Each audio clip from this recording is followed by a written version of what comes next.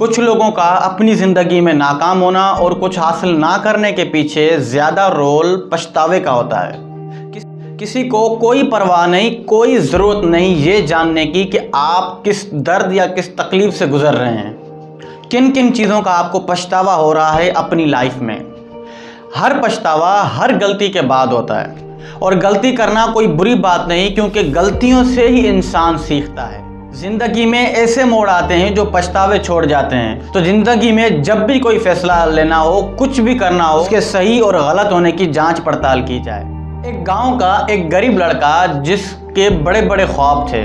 خواب ہر کسی کے ہوتے ہیں، میرے بھی ہیں، آپ کے بھی ہیں، لیکن چند ہی لوگوں کے خواب پورے ہوتے ہیں۔ اس لڑکے کے بہت سارے خوابوں میں سے ایک خواب یہ بھی تھا کہ وہ ایک فلاں گاڑی بھی لے، لیکن وہ غریب تھا، وہ اسے اکثر خوابوں میں دیکھا کرتا تھا۔ اپنے خوابوں کی تکمیل کے لیے یہ شہر روانہ ہو گیا۔ اس نے وہاں پہ تعلیم حاصل کی، اور تعلیم حاصل کرنے کے بعد اس کی ایک اچھی جاب بھی لگ گئی، اور وہیں پہ اس کی تھوڑے عرصے بعد شادی بھی ہو گئی، اور اس کے یہاں ایک بچہ پیدا ہوا۔ ایسے لگ رہا تھا کہ اس کی زندگی مکمل ہوتی جا رہی ہے، لیکن پھر بھی اس کی زندگی میں کچھ کمی تھی، کوئی خلا باقی تھا، اور وہ کمی وہی خواب تھا، وہی گاڑی تھی جو وہ لینا چاہتا تھا۔ جب بھی وہ گاڑی اس کے پاس سے گزرتی تو اس کا خواب بیدار ہو جاتا تھا، لیکن وہ اسے اب تک لے نہیں سکا تھا۔ تو اس نے فیصلہ کیا کہ جو اس کی انکم ہے اس کا آدھا حصہ وہ سیونگ کرے گا، تاکہ وہی گاڑی وہ خرید کر سکے۔ آخر اس نے ایسا ہی کیا کہ اپنی انکم کا آدھا حصہ سیو کرنے لگا، یہاں تک کہ اتنی رقم جمع ہو گئی کہ وہ گاڑی خرید کر پائے۔ اس نے آخر وہی گاڑی جو اس کا خواب تھا اس نے خرید کر لی۔ وہ گاڑی اسے ہر چیز سے زیادہ عزیز تھی، بہت دیکھ بھال کرتا تھا اس گاڑی کی۔ ایک دن اس گاڑی کو واش کر رہا تھا، اس گاڑی کو صاف کر رہا تھا، تو صاف کرتے کرتے اس کا چھوٹا بیٹا اس کے پاس آیا، اور اپنے باپ کو دیکھ کے اسی طرح وہ بھی گاڑی کو صاف کرنے لگا۔ گاڑی کو صاف کرتے کرتے وہ بچہ گاڑی کے اوپر چڑھ گیا، اور گاڑی کے اوپر بیٹھ کر کسی چیز کے ساتھ اس گاڑی کو کھروچنے لگا، جس کی وجہ سے گاڑی پہ بہت زیادہ اسکریچ آ گئے۔ جب اس کے باپ نے اسے دیکھا تو بہت غصہ آیا، اور اس باپ نے بچے کو بہت مارا، یہاں تک کہ اس بچے کی ایک انگلی بھی ٹوٹ گئی۔ جب باپ کا غصہ کم ہوا تو باپ نے جب اس گاڑی پہ اسکریچ والی جگہ پہ جب دیکھا تو وہاں پہ لکھا تھا آئی لو یو پاپا۔ یہ دیکھنے کے فوراً بعد اس باپ کے آنکھوں میں آنسو آنا شروع ہو گئے۔ کیونکہ بہت شرمسار ہوا، اور یہ اس کی زندگی میں ایک بہت بڑا پچھتاوا رہ گیا۔ تو میں نے آپ سے پہلے بھی کہا کہ زندگی میں ایسے موڑ آتے ہیں جو پچھتاوے چھوڑ جاتے ہیں، اور وہی پچھتاوے ساری زندگی ہمارے ساتھ چلتے رہتے ہیں۔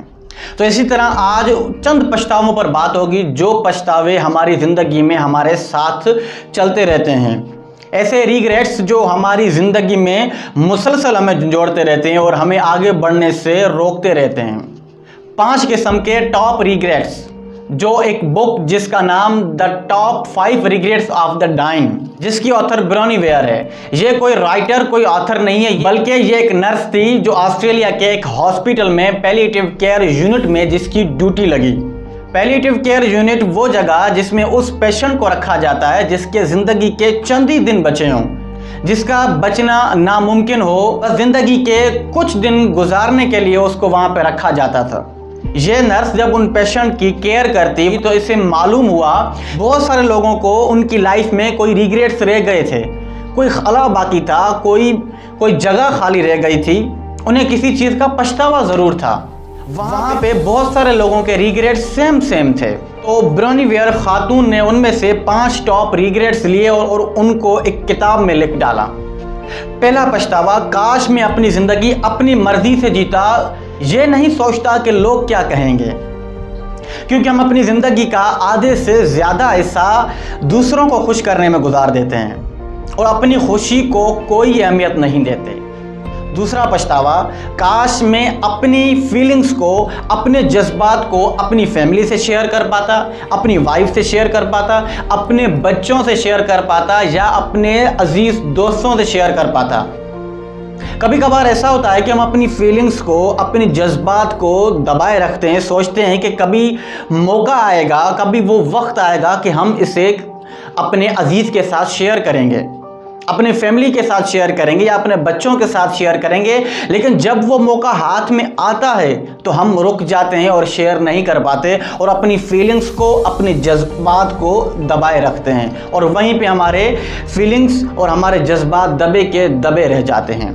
तीसरा पछतावा, वहाँ पे जितने मेल हजरात थे उन सब का की रिग्रेट था वो यही कि मैंने अपनी ज़िंदगी में बहुत मेहनत की, काश मैं इतनी मेहनत नहीं करता।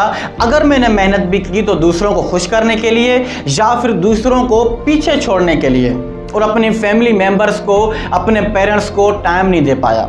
काश मैं इतनी मेहनत नहीं करता। यहाँ पे एक बात बहुत काबिल गौर है। ऑथर का ये हरगिज़ मतलब नहीं कि आप मेहनत ना करें, बस एंजॉय करें, बल्कि मतलब ये है कि अपनी रनिंग लाइफ में कुछ टाइम ज़रूर निकालें जो आप अपने बच्चों को दे पाएँ, अपने दोस्तों को दे पाएँ, अपनी वाइफ को दे पाएँ, अपने बच्चों को वो वक्त दे पाएँ ताकि आप अपने बच्चों का बचपन भी देख पाएँ, अपने बच्चों की जवानी भी देख पाएँ, अपने पेरेंट्स को टाइम भी दे पाएँ। चौथा पछतावा, काश मैं अपने दोस्तों से कांटेक्ट में रहा होता। फलां दोस्त ने मेरी मुश्किल वक्त में बहुत मदद की थी, काश मैं उसे नहीं बुलाता। ये एक बहुत बड़ी बात है कि अगर ज़िंदगी में अच्छे दोस्त मिल जाएं तो क्या ही बात है, फिर वो लाइफ के आखिरी लम्हों में भी याद रहते हैं। पांचवा पछतावा, काश मैंने अपने आप को खुश रहने दिया होता, मैं खुश रहा होता।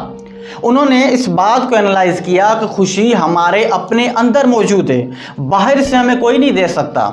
और मैंने अपनी लाइफ को हमेशा प्रॉब्लम में रखा, खुशी तो मेरे पास कभी आई ही नहीं, अगर आई तो कुछ लम्हों के लिए आई, फिर वापस चली गई। तो दोस्तों, ये थे वो 5 रिग्रेट्स, ये थे वो 5 पछतावे उस नर्स ने बड़ी सोच से समझे और बड़ी मेहनत से लिखे। वो दुनिया को कुछ बताना चाहती थी, वो दुनिया को कुछ समझाना चाहती थी, और जिसके ज़िंदगी के चंद ही लम्हात बचे हों, जो मरने वाला हो, जब उससे गुफ्तगू होती है तो वो बड़ी इमोशनल होती है, उसे अल्फाज में बयान नहीं किया जा सकता, क्योंकि मरने वाला अपनी ज़िंदगी के पूरे निचोड़ को देखता है और उसी पे वो तबसरा कर रहा होता है, और उसी वक्त उसे अपनी ज़िंदगी की सारी अच्छाइयाँ, सारी बुराइयाँ याद आ जाती हैं, और उसी वक्त उसके अजीज़, उसके प्यारे, उसके जिगर के टुकड़े, उनके साथ गुजारा हुआ हर लम्हा, उनकी यादें जिस्म को चीर कर जाती होंगी। ज़रा आप महसूस तो करें कि वो कैसा लम्हा होगा। तो दोस्तों, अगर ज़िंदगी में कोई जगह खाली है, कोई खला रह गया है, तो सिर्फ इतना सा काम कीजिए, उस खला को, उस जगह को पुर कर दीजिए। इंशाल्लाह हमारी ज़िंदगी की आखिरी घड़ी शानदार होगी।